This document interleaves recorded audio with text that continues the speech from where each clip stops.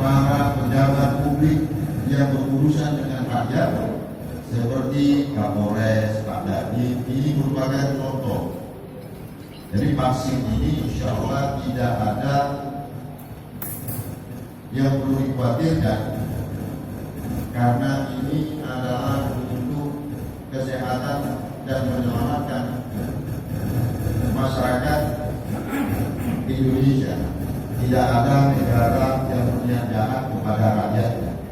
Jangan pernah punya opini dan berpikir macam-macam seperti ada di media-media bahwa vaksin ini tidak ada.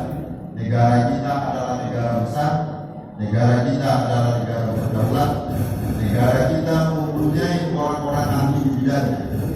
Maka dari itu vaksin ini adalah yang terbaik untuk bangsa kita, dan kita sama-sama berdoa khusus untuk Nusantara tidak ada terdampak COVID-19.